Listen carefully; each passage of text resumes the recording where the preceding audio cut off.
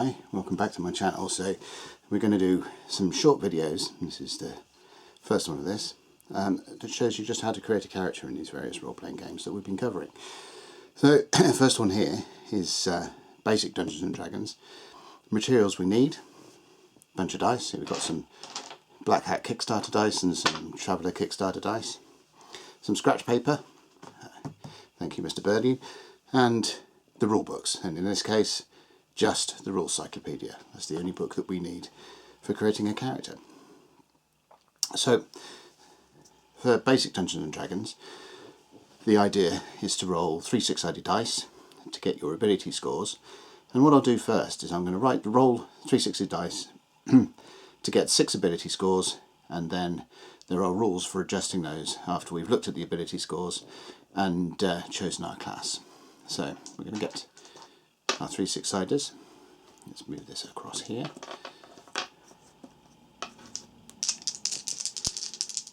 So this will be up for our strength. And then intelligence. 11 there. Ooh. Those always seem to run away. Wisdom.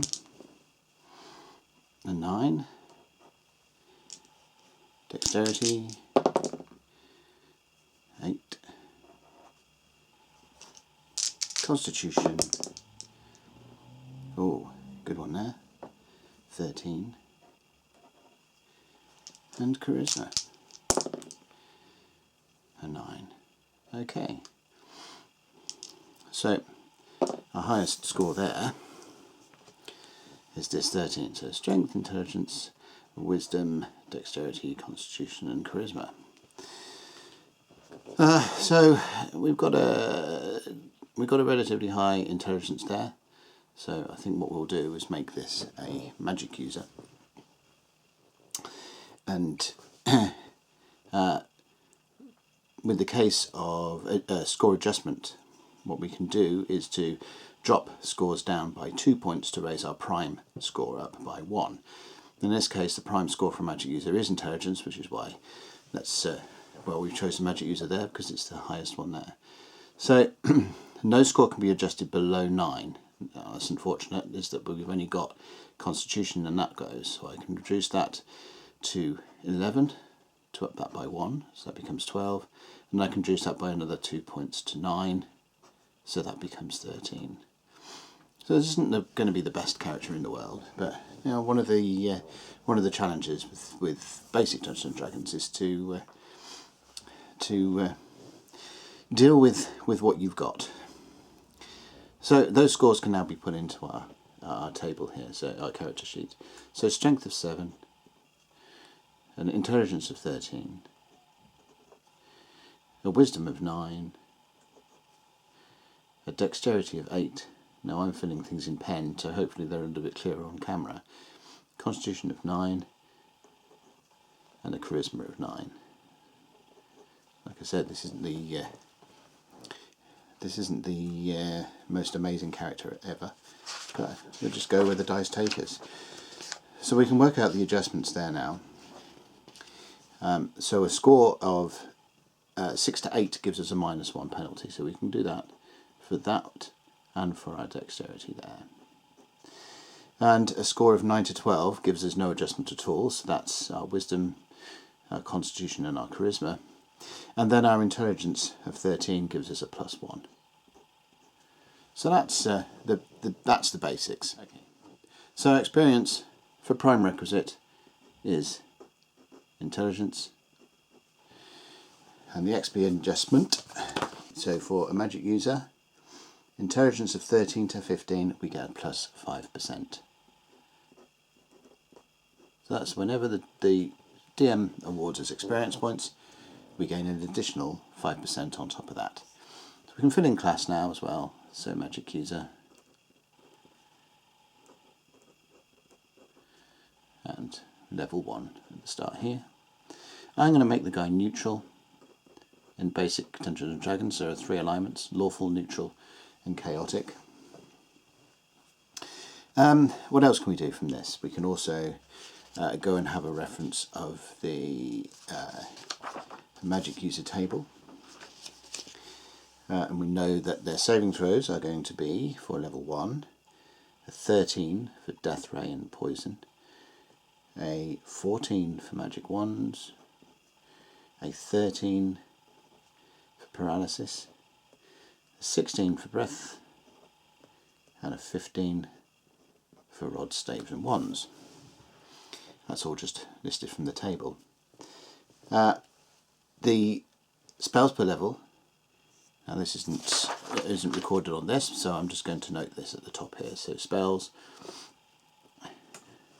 in the rule cyclopedia there is a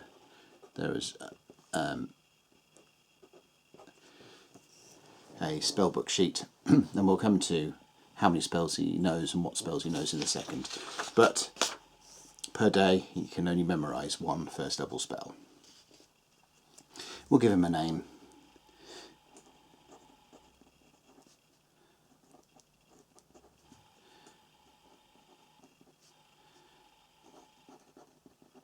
Why not? Wizards tend to have colours. Player name. That's me. Why not? Okay, 0 experience points. Obviously, it's first level, and that's the start of our basics. We also can roll his hit points. Now, in this case, no adjustment constitution. Normally, it's whatever your hit dice. In this case, for a wizard, a magic user, it's 1 4-sided dice, and then you add in your constitution modifier. Constitution modifier in this case is nothing, so all we'll do is just roll 4-sided dice and we get a 1. So not only have we got mediocre stats, but also we have 1 hit point. Quite common for a magic user. You really don't want to get hit by anything at all. Okay, so now we're going to move on to equipment. Oh no, spells, there we go, spells.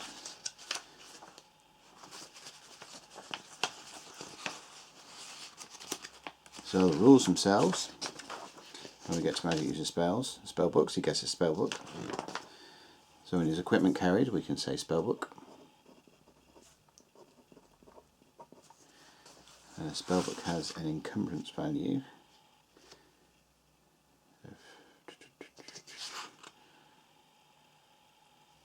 of £20. Right, so so the assumption is a spellcaster, especially at low levels, is an apprentice wizard, and therefore he is given spells of a certain level every time he goes up in level, until such time as he starts to be able to figure these things out for himself. So at first level, his teacher gives him 2 first level spells. Okay, so what we're going to do is have a look at the first level spells, magic user spells, and choose 2 from that. So first level spells we can have, let's have a look, probably Magic Missile and Breed Magic.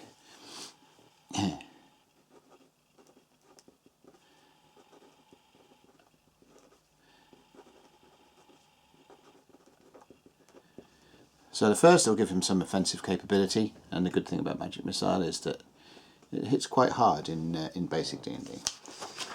Then the second, with Read Magic, he picks up any scrolls that will allow him to read the magic and potentially add them to his spellbook. Right. So far so good. Now, or so far so mediocre, like I said. His character could have been better. Okay, so next is determine some starting cash. So 3d6 times 10. That gives us 10. So 3d6 times 10, 10 times 10, 100. I'm just going to note this down the side as we go through. So he starts off with 100 gold. Now, the thing with magic users, they don't have a lot in the way of things to buy, so they can tend to be utilitarian in what they actually go and purchase. So what we're going to give here, we're going to give him a sling. which in this case is 2 gold pieces.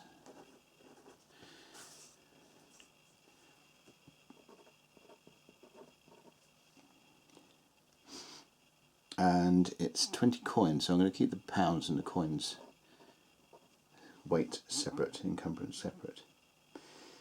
And a dagger. So in this case you can afford a silver dagger, so because he's not really got anything else to buy. When you come to fighters, they have to buy their armour, which is quite expensive, and that can really knock it down. But that's 30 gold, so he's got a silver dagger. And that's at 10 coins there. We've got to be careful as well. With his strength of 7, he can't carry a huge amount of stuff.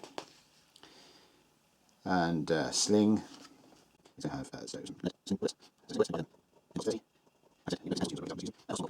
And those 5 coins. Let's see. Give him some garlic. Every single thing.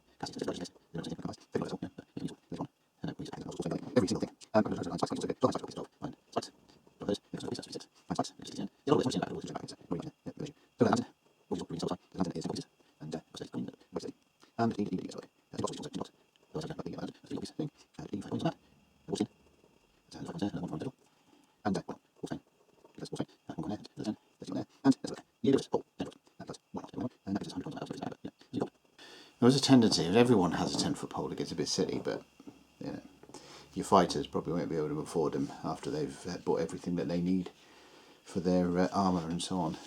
Okay, so that's pretty much it for equipment. That gives an armour class of not very good. So it's going to be 9 because he's not wearing any armour. -1. Now, for those more familiar with current editions of Dungeons and Dragons since 2000, -1 to armour class actually pushes the number up, because the lower your numerical value of your armour class, the better. So 9 is nothing, 10 is even worse than nothing, and then leather armour comes in at 8 and 7, plate comes in at 2. So the better your armour, the lower your armour class is, and penalties are sort of reversed. So a -1 to armour class makes the number value of your armour class higher, which makes your armour class worse. So in this case, his base armour class is 9, and his dexterity modifier is -1. So 9 -1 in making armour class worse terms gives him an armour class of 10. Not very good at all. He's easy to hit, he's got 1 hit point. This has to be one of the worst characters I've ever rolled up, but you know, for the sake of example. Now we come to skills and weapons and things like that. Now this is the optional rules and things, but a first level magic user has 2 weapon choices. They get another one at 3rd, and they can train up, and there are rules for training up. So at 3rd level, he can spend one of his slots to try and improve. He can learn a new weapon, or he can try and improve one of his others. And in order to improve one of his others, he has to then try and find someone to teach him that's at a higher level of expertise than that, pays some training fees to it, and that gives a chance, depending on how good the trainer is with that weapon versus what level of weapon mastery you're trying to achieve. But at first level, you can't do any of that. You've got to spend all of your weapon choice slots as basic skill with that number of weapons. He's got 2, so we're going to say his weapon choices are sling and dagger. And then when he gets to 3rd, we might do something like make him a bit more, or try and make him a bit more expert with slings. And then from weapon mastery tables, and then from skills, we go for character starts off skills with 4 slots, I think. 4 slots plus 1 for his intelligence, so he gets 5 slots. And we could do, let's give him a bit of healing, so skills, healing. We can put in brackets what they're actually based on, so we know that when we make skill rolls we're rolling against the same ability. And we'll give him alchemy. I think it's because of his ability scores, really going to stay on the intelligence lane of things. Lip reading could be good.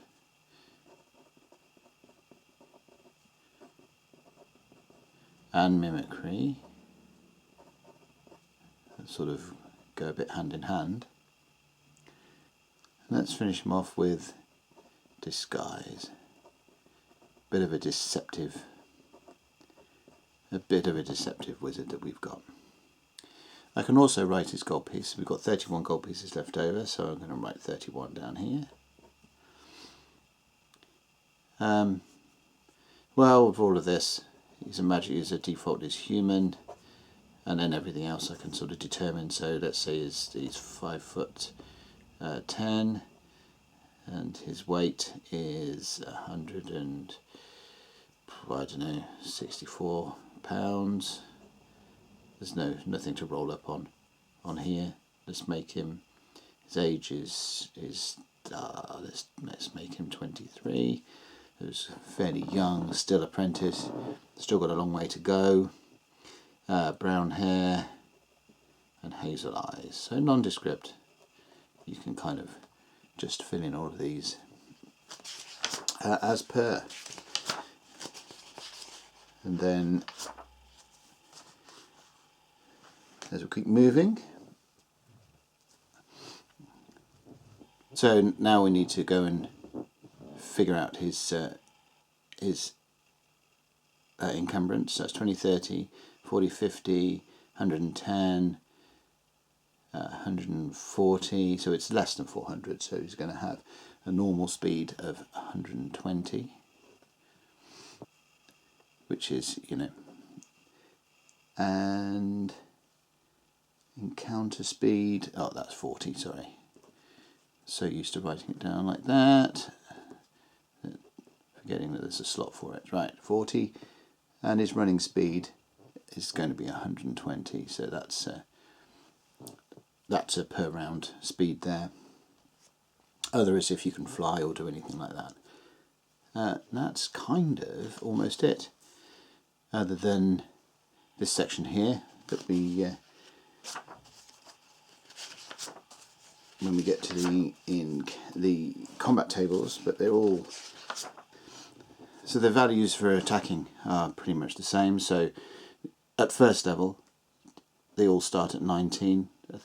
To hit armor class 0, THAC0, to hit armor class 0, and then to that way it goes up. So armor class -5 is 20, 21, 22, 23, 24, and then going in the opposite direction it goes lower, so 18, 17, 16, 15, 14, 13, 12, 11, 10, and then so on. The when you're rolling THAC0, or you can actually roll against THAC0 itself. So if you roll a 20-sided dice, and then you subtract your roll from the THAC0, and that gives you the armor class. So it's on 19, and I rolled a 3 there, so that would be an armor class of 16. No, so I rolled 15 there. So 15 to 19 minus 15 is armor class 4. Well, there you go, armor class 4. Got it on the table there, but it's yeah. So start with your THAC0, roll the dice. In fact, it would actually be armor class 5 because it was strength -1. But so yeah, that's you only need to really list THAC0 and then do a calculation based on that, and that, other than filling in some of the character details and the Dungeon Master and everything else, that is a basic Dungeons and Dragons character done, including the optional weapon choices and skills. easy